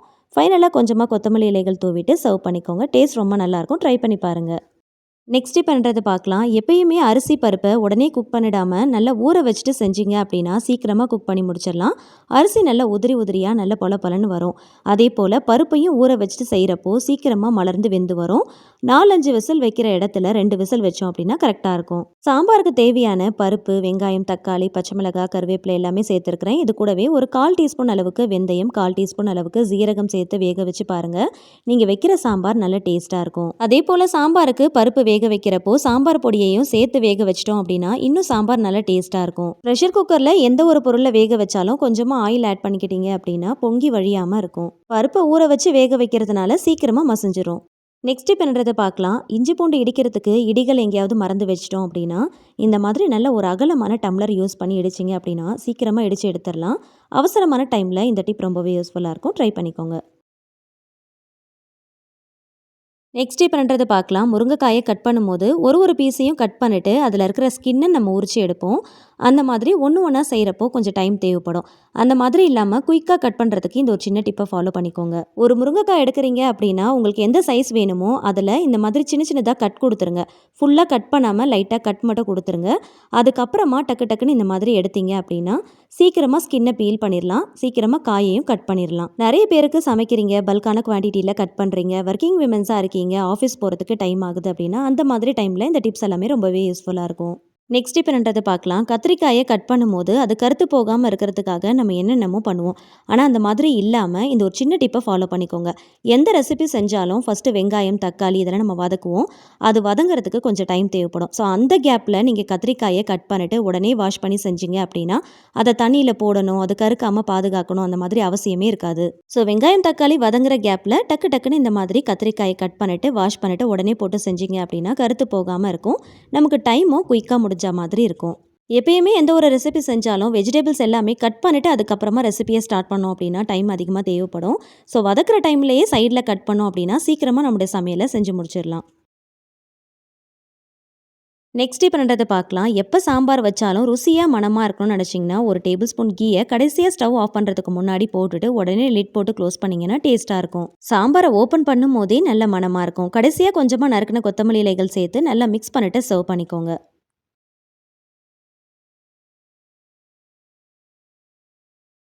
நெக்ஸ்ட் பண்ணுறதை பார்க்கலாம். ரைஸ் பேக் ஓப்பன் பண்ணுறதுக்கு இந்த ஒரு சின்ன டிப்பை ஃபாலோ பண்ணிக்கோங்க. ஈஸியாக ஓப்பன் பண்ணிடலாம். ஒரு சைட் பார்த்தீங்கன்னா சிங்கிள் ஸ்டிச்சஸ் கொடுத்துருப்பாங்க, ஆப்போசிட் சைடில் டபுள் ஸ்டிச்சஸ் கொடுத்துருப்பாங்க. அந்த சிங்கிள் ஸ்டிச்சஸ் உங்கள் பக்கம் இருக்கிற மாதிரி வச்சுக்கோங்க. அந்த டபுள் ஸ்டிச்சஸ் வந்து பேக் சைடில் இருக்கிற மாதிரி வச்சுக்கோங்க. 2 கார்னர்லேயும் சிசர் வச்சு கட் பண்ணிடுங்க.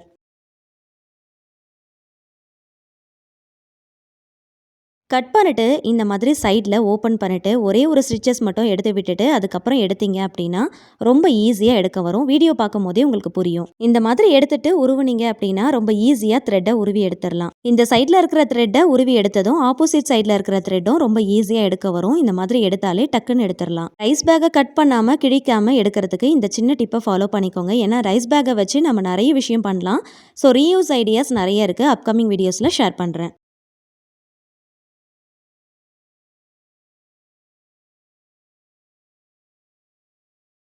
நெக்ஸ்ட் பண்ணுறதை பார்க்கலாம். இதுக்காக அரிசி கழுவின தண்ணி தான் நான் எடுத்துருக்கிறேன். ஃபஸ்ட் டைம் வந்து அரிசியை கழுவிட்டு அதுக்கப்புறமா தண்ணி ஊற்றி ஊற வச்சுட்டு ஒரு 10 நிமிஷம் ஊறின அந்த அரிசியை கழுவி அந்த தண்ணியை எடுத்துக்கோங்க. அரிசியை விளைக்கிறப்போ கண்டிப்பாக பூச்சிக்கொல்லி மருந்தெல்லாம் போட்டிருப்பாங்க. அதனால் ஃபஸ்ட் டைம் வாஷ் பண்ணுற தண்ணியை கீழே ஊற்றிடுங்க. அதுக்கப்புறம் தண்ணி ஊற்றி ஒரு 10 நிமிஷம் ஊற வச்சுட்டு அதை வாஷ் பண்ணி எடுக்கிற தண்ணியில் தான் இந்த டிப்பை நீங்கள் செய்யணும்.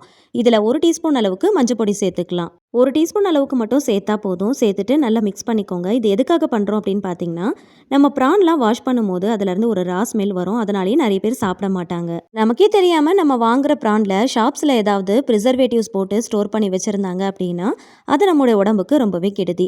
அதனால ப்ரானில் இருக்கிற அந்த ஸ்கின் எல்லாம் பீல் பண்ணி வாஷ் பண்ணதுக்கப்புறமா இந்த மாதிரி அரிசி கழுவின தண்ணியில் கொஞ்சமாக மஞ்சள் பொடி சேர்த்து அதை நல்லா மிக்ஸ் பண்ணிவிட்டு அதில் ப்ரான் போட்டு ஒரு 10 நிமிஷம் ஊற வச்சுட்டு அதுக்கப்புறமா வாஷ் பண்ணி எடுங்க. நார்மலாகவே அரிசி கழுவின தண்ணியில் நம்ம போட்டு வாஷ் பண்ணோம் அப்படின்னா நமக்கு சுத்தமாக அந்த ரா ஸ்மெல் வரவே வராது.